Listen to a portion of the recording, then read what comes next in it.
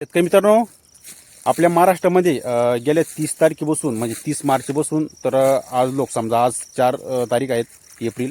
तर याच्यामध्ये जे वातावरण बनलेलं होतं, अवकाळी पावसाचं संकट आपल्या महाराष्ट्रामध्ये झालेलं होतं.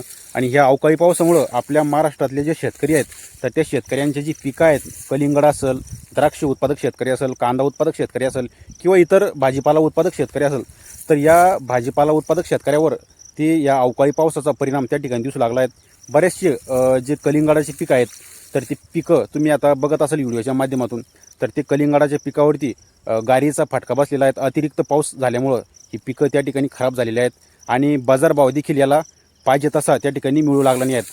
तर याच्यानंतर जे कांदा उत्पादक शेतकरी आहेत तर कांदा उत्पादक शेतकऱ्यांना सुद्धा असेच पद्धतीचे हाल त्या ठिकाणी झालेले आहेत. या पावसामुळं द्राक्ष उत्पादक शेतकरीसुद्धा त्या ठिकाणी परेशान झालेले आहेत. तर आपल्या महाराष्ट्रामध्ये या अवकाळी पावसामुळं बऱ्याच काही त्या ठिकाणी नुकसान झालेलं आहेत आणि याचा थेट परिणाम आपल्या पिकाच्या बाजारभावावरती सुद्धा त्या ठिकाणी दिसू लागला आहे. म्हणजे याचा थेट परिणाम बाजारभावावरती पडलेला आहे. ह्या अशा पद्धतीने आपल्या महाराष्ट्रात या अवकाळी पावसामुळं शेतकऱ्यांचं खूप मोठे नुकसान त्या ठिकाणी झालेलं आहे.